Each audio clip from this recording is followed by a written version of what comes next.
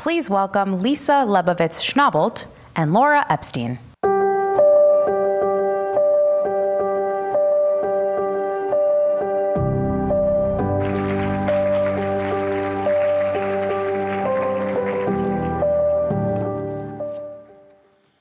Good morning.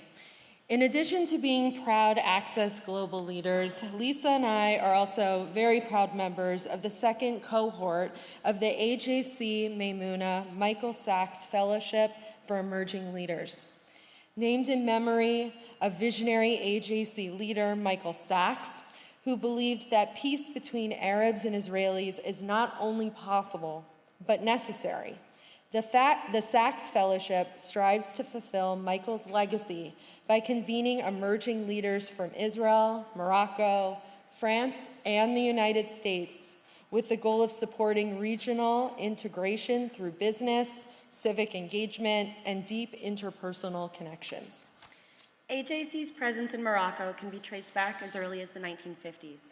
In the ensuing decades, AJC has brought numerous delegations to Morocco and has worked closely with both leaders in government and civil society to deepen Muslim-Jewish relations in a country with a Jewish history dating back thousands of years. As you saw in the video, one organization that is seeking to preserve this rich Jewish history and culture is the Mimouna Association, our cherished partners since 2014. Following the signing of the joint declaration between the Kingdom of Morocco, the United States, and the State of Israel in December of 2020, it was only natural to formalize our partnership with the Mimouna Association through a signed memorandum of understanding aimed at advancing Muslim-Jewish relations for a new generation of emerging leaders. One of the key outcomes of this partnership was the launch of the Sachs Fellowship, which has brought together emerging leaders from the United States, Israel, France, and Morocco since 2022. Many members of our cohort are here today. Representing the fields of agriculture, tourism, and civil society, the fellows, including Laura and I, have engaged in both virtual programming and in-person delegations to Israel and Morocco. The Sachs Fellows have navigated the region's complexity with dialogue and compassion. Amidst one of the most challenging periods in recent memory for Muslim-Jewish relations, our Sachs Fellows have reaffirmed their commitment to people-to-people connections, showing up for one another in a moment where it's needed more than ever. In our case, frequently in a group chat. No one knew the power of showing up like our dear friend, Laziza Dalil of blessed memory. Laziza was one of the creators of the Sachs Fellowship and also a fellow herself. Her smile, her energy, and her presence lit up every room she was in. Laziza was the first person I sat next to during our trip to Morocco last September. Many of the participants on our trip were emotional and numb as our program began just hours after 6 hostages' bodies were found in the tunnels of Gaza. Despite having never met Laziza in person before, I found myself opening up to her. With Laziza, there was never a need for surface conversations. She was the ultimate empathizer and active listener. She had this special ability to make everyone feel comfortable, even powerful, being their authentic, vulnerable self. Every member of our cohort has shared similar experiences with Laziza, and we have all been inspired by her unique ability to build bridges with people of all walks of life. Laziza was a shining star. Her charisma and courageous commitment to Muslim-Jewish work touched hundreds, if not thousands, of people in her life. Lisa and I were lucky to be 2 of them. It was this spirit of coexistence that inspired Laziza to move to Paris for university, where she lived in a Jewish neighborhood. After some time, she felt it was time to return home to Morocco, where she met El Moudi Boudra, her fellow co-founder, cherished friend, and president of the Mimouna Association. They bonded over their shared experiences growing up alongside Jewish families and decided to create the Mimouna Association to educate other Moroccan students about Jewish life and heritage. What began on a single campus soon expanded to many and blossomed into a world-renowned NGO. The care and compassion Laziza brought to Mimouna will live on through the remarkable leaders she mentored and the countless relationships she nurtured.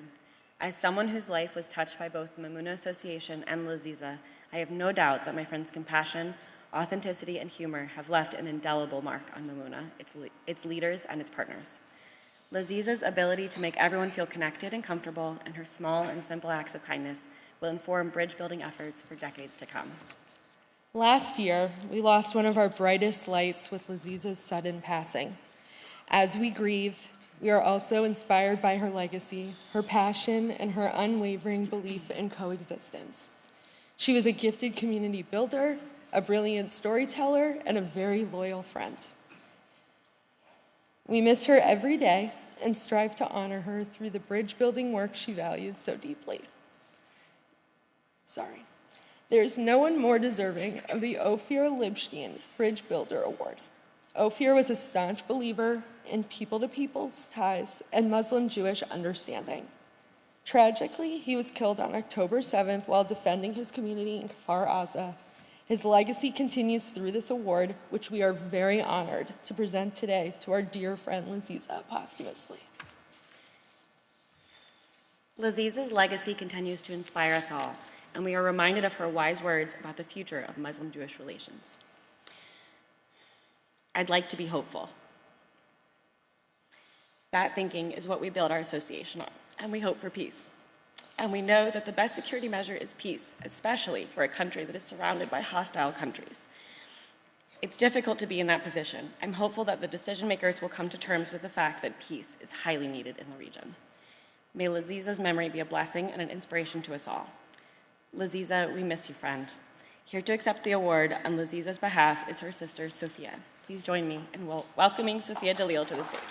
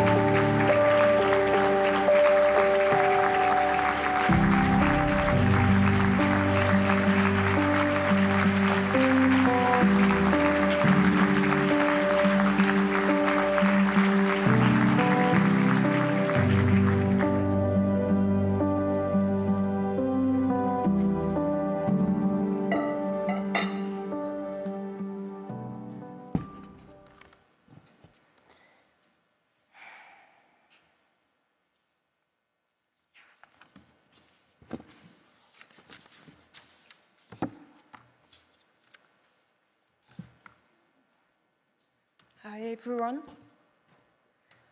I'm truly honored, grateful, and proud to be here among you today to pay tribute to my late sister. First of all, I would like to thank all the members of AJC for this prestigious event. And I would like to thank especially Mr. Isaacson Jason for making this possible.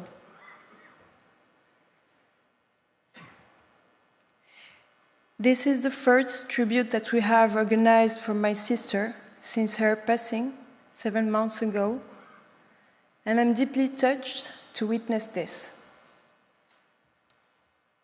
This fact, this observation, which is as a profound life lesson, which is the power of sincere and well-founded action of the deceased. Their legacy is a lighthouse for us, remaining on earth. It's like a manual that leaves us for giving meaning our lives and live them with dignity. It's fascinating. Because, in the end, everything fades. Money, house, car, health, and even the body. But never actions. So now, if you will allow me, let me share with you a text that I have written about my lovely, lovely sister. Thank you.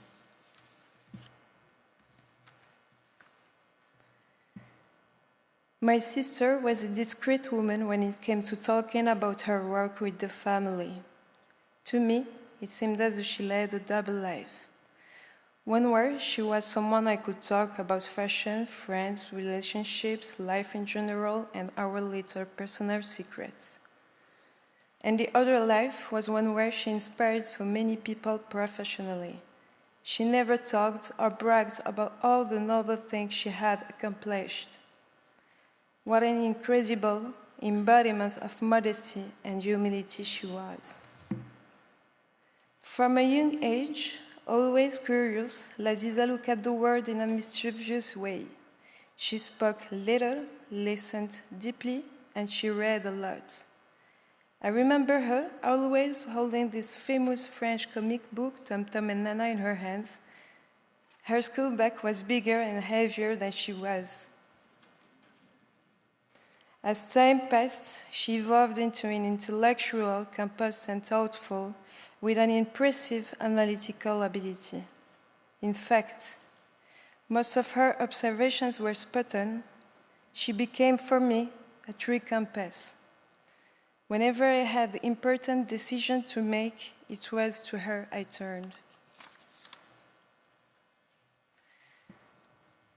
Laziza had the privilege of growing up in an exceptional environment and attending a prestigious cosmopolitan school, where students from various nationalities, cultures, and beliefs mingled. This environment certainly helped her develop an open mind and a deep respect for diversity. This is the person she became, and the one you all knew. In our family, Laziza had a special place. She was the princess, the one who loved refinement and class from an early age. Of course, she didn't do the dishes when we shared the meal. But on the other hand, she had a true talent for cooking exquisite dishes worthy of the finest tables and always in generous, sometimes extravagant quantities. Mom and I were often in awe of her attention to detail and elegance, which were evident even in the kitchen. Also, she was a woman who took great care of herself, always perfect, lightly made up, and dressed with taste. Even when spending all the day at home, she embodied natural elegance with a presence that was uniquely hers. This explains the countless presentations she gave with such charisma.